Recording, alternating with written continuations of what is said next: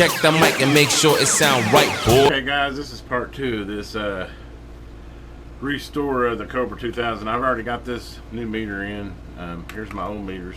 Sure is nice to have the non-yellow plastic. Looks all nice. Anyway, now I got to put the I've already put the label on this one. The way I do these, which I guess everybody has their way of doing it, is first thing I'll do is peel this tape back. They're just taped at the top is the only place these new meters are taped, and really that's all it needs. The way they mount a Cobra 2000, it's not going anywhere once it's mounted in there anyway. Just put some fresh Scotch tape on if you need. If I'm careful here, I can reuse the tape that's on it. Okay. See, I just peel the tape back there, and then the meter should just lift right off of here. The cover should. Be real careful here. We don't want to bend the needle. Okay, so there's mirror open, and here's my fresh, which I'm not going to use much of chemicals on this because I don't want to take any of the writing off of it. So let me just use alcohol. I'm afraid it might react to. We just want to get her nice and clean, no fingerprints or anything on her. There we go. And what I use is this, it's just a, I think this is brand is T-Rex, super double-sided tape, but the key with it is, on the double-sided tape, is you want this super thin double-sided tape, and that's what I use. I mean, I think originally they were glued in, but I don't like glue. I'd rather use double-sided tape, and I just use about 3/4 of an inch of tape here.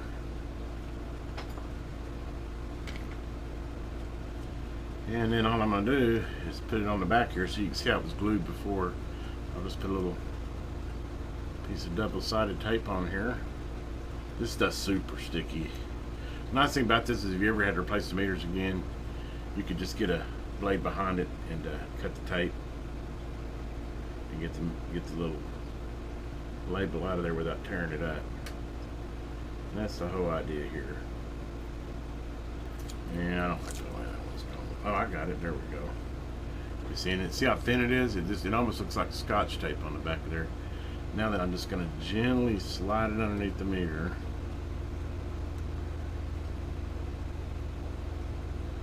And it'll kind of fall into place here. You're lined up like I want her.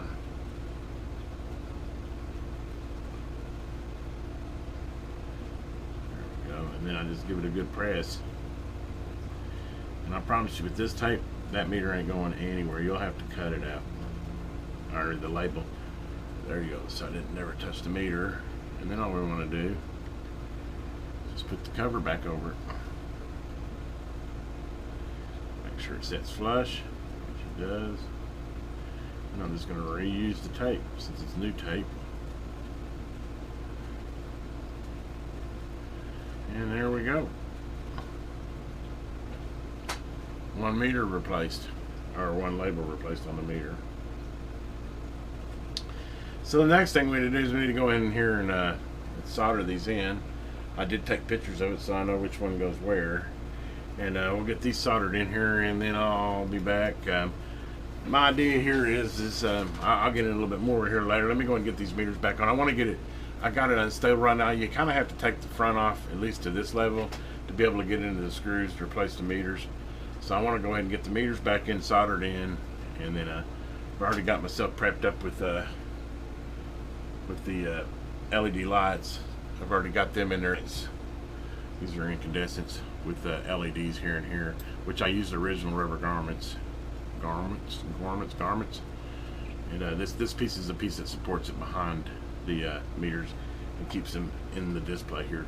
But anyway, we need to go ahead and get these meters soldered up, get this bracket back on there, get this face back bolted down, so that because I'm pulling on wires and stuff here and there, which I don't like doing. So I want to get all this buttoned up, and sorry guys, I don't have a way to put a camera behind me, so I'm kind of just limited to, I'll kind of give you shots after I get it done and show you what I did. But I think I've gotten pretty detailed on, you know, obviously these meters sitting here and here.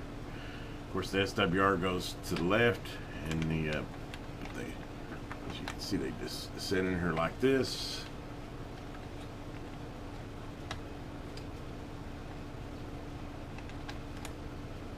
Like this, and then we just we get her mounted up here.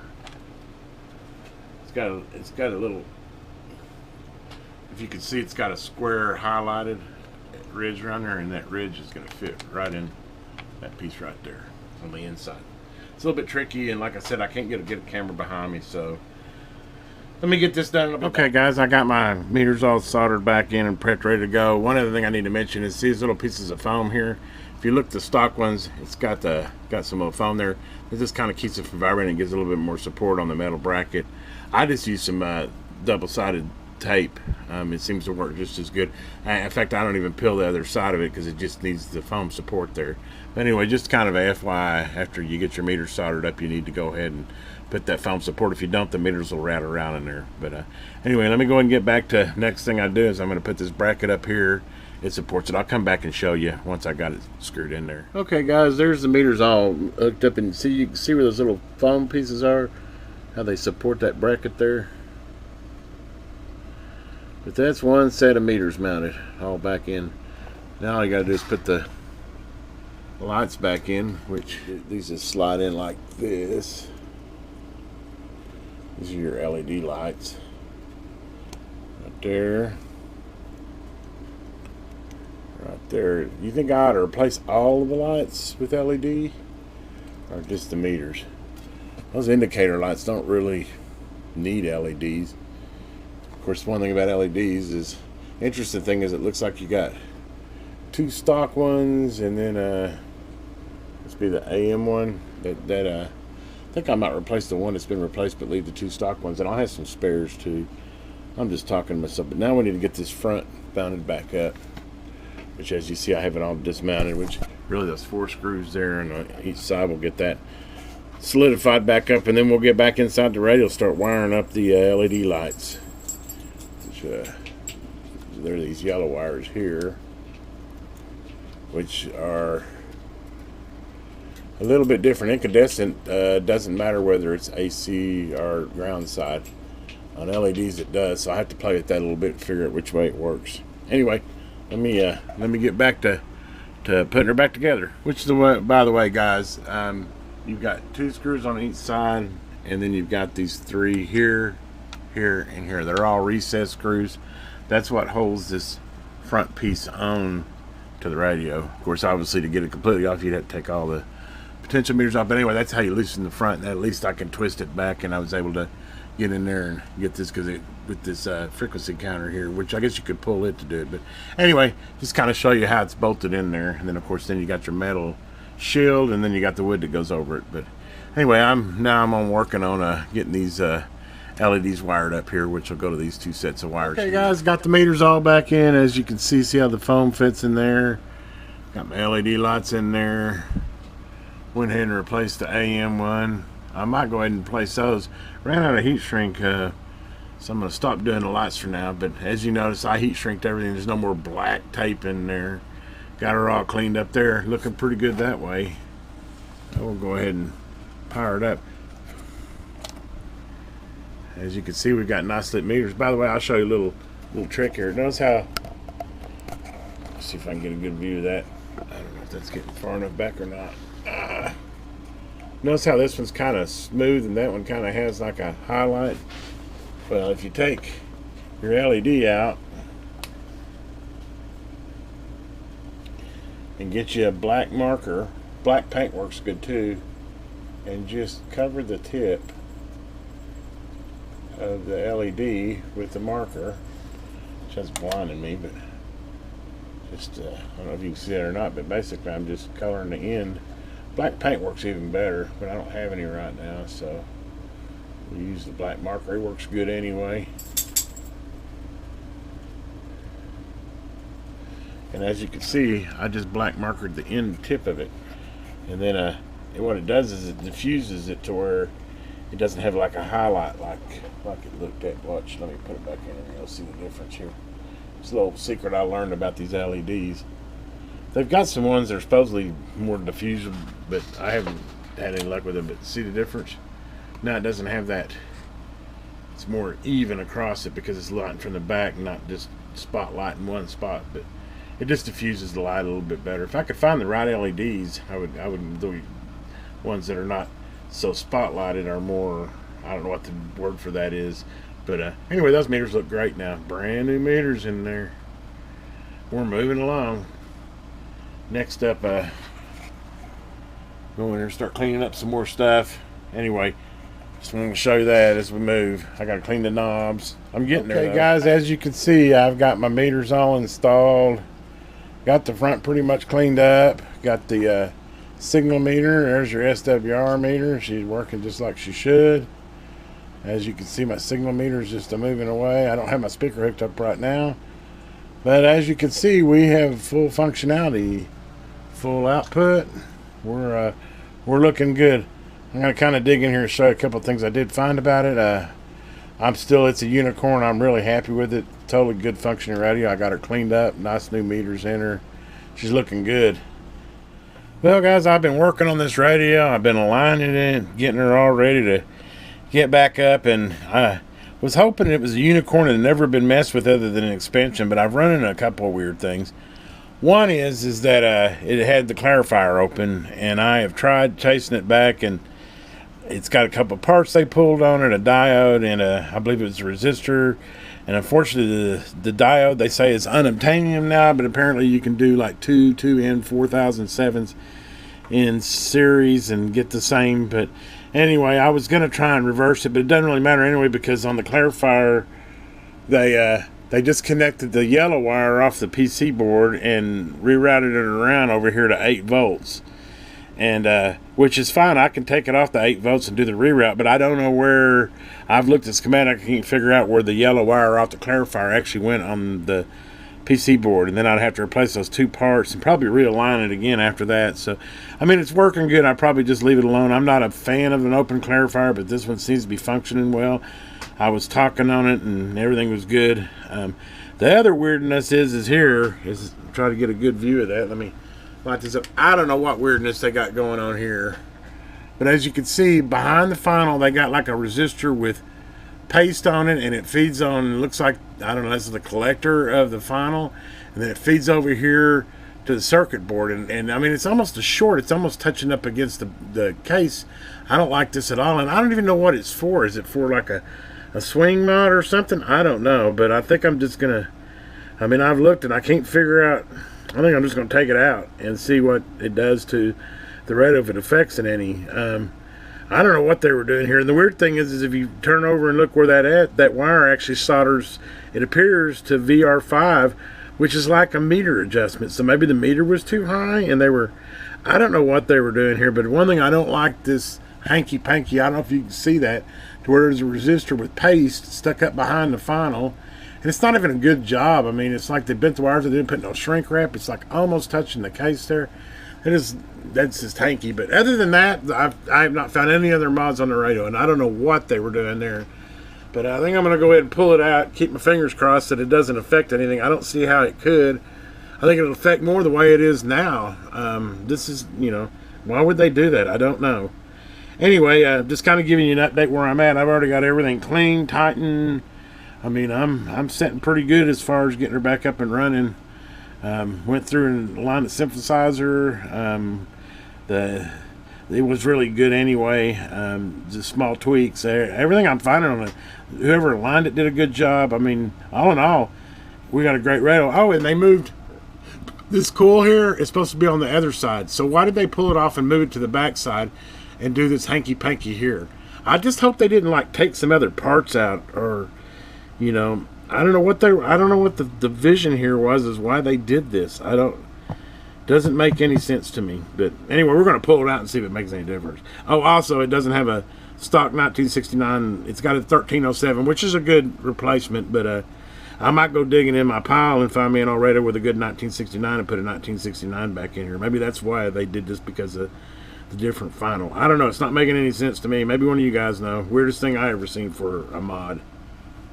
Anyway, I'll be back. Hey guys, well, we're getting really close on this Cobra 2000, getting her all lined and ready to go back up in there. One thing I wanted to cover was this part I pulled out, which I tested it, and it is a diode, which I couldn't tell if it was a resistor or diode. It's so tiny, but it's a diode. I think it's just a regular Xenier step down diode, but yep, there's your diode. For the life of me, I did not know why they had a diode running from basically the meter for the this VR5, I think is what it was. The meter for AM transmit over from that pad to the, what was it, be the collector on the final. What would you have a diode running in between there? I don't know if it was some, I mean, I actually unsoldered one in, tested the output, and then soldered it back in, and I might have saw a half-watt difference, but this radio was set up really weird. It wasn't tuned at all. I don't know. Thank God they didn't go turning too much in here, but basically it was set to where it was dead keying 6 and swinging 7. And I mean, it's just like all they wanted to get was max power, but it didn't have any peak. It was just barely swinging. And anyway, I pulled that out. I backed the tune down, and actually after I tuned it, then I backed the AM carrier down to about 3 watts. Is where I like. I've got a little heater I'm going to run on it, and it likes 2 to 3 watts input, a little 150 heater. So I kind of building it for that direction. I thought about setting it stock 4, but I don't know. I might still go back stock 4, but whatever. I don't want to get too long into that. First, I want to show you. Well, I can't show you output right now because, in fact, if we'll come back and I'll show you output. Basically, I've got a dead key in 3 swinging about 12 now, and RMS wise 3 to about 6. So she's a healthy radio, and that's with that silly diode out of there. Right now, I've got her in my. I was doing my alignment, and one of the things, the reason I started the video again is I wanted to show you why I love 2000 so much. I'm generating a 1000 kilohertz AM signal on channel 26, and these two radios are they're about the same distance apart, and I don't have a speaker hooked up to this one, but yeah, also my hand moving around will kind of, because of the airways. But anyway, I don't have a speaker hooked to this, but you can see I'm getting 5 signal out of it with a negative 6 dB 1 kilohertz AM carrier. Look what I'm getting on the old Saturn. It's not even moving the meter, and they're about the same distance apart. You can hear it. I mean, I can just barely hear it in there, but I'm getting a good 5 dBs or 5 S5 on the 2000. That just tells you the sensitivity between the two of them. I mean, I love that old radio, but this is why I wanted to go back to 2000. It's got ears like nothing. Anyway, and granted, I had the cover up, but whatever. The two, there's no comparison. I think that's just an interest in. I use my little tiny SNA. It's a great signal generator. In fact, it's a great spectrum analyzer, TV band for the 54 megahertz. This thing's really quite amazing for under $100. Anyway, I'm not just explaining how I got the how I'm generating the signal. It's also a signal generator as well as a spectrum analyzer and a waterfall and a bunch of other stuff. But anyway, I'll come back. I got a little bit more alignment to do. She's actually, I can show you this. She's transmitting at 27.26498. That's 2000s kilohertz low. I tried. It'll bounce around. It'll get up to 5. Anyway, basically, I'm spot on frequency there. And then as far as modulation, hello audio. No flat tops there. Very loud radio. In fact, you can tell I have a feedback going. Hello audio. 1 2 3.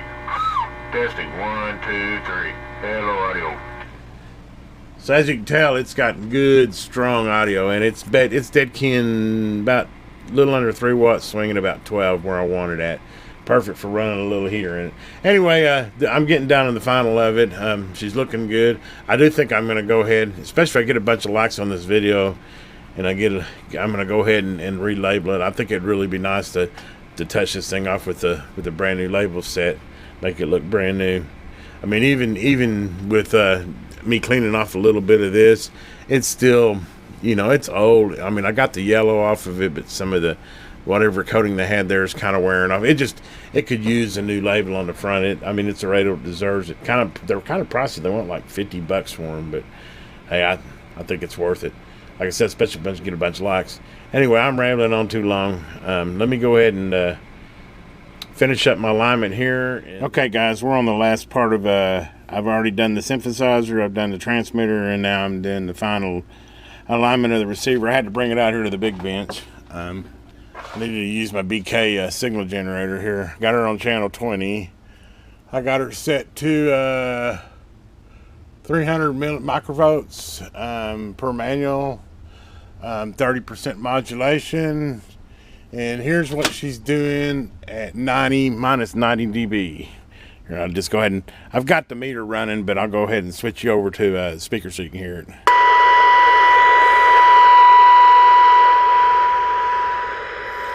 That's 90 dB. Now we're going to go to 100 dB. Mind you, that's good right there. And the maximum my tester will do is a minus 110 at 300 millivolts, so probably like 117 dB. Listen to that. That's why I love 2000s. That is some serious hears. Minus 110 dB.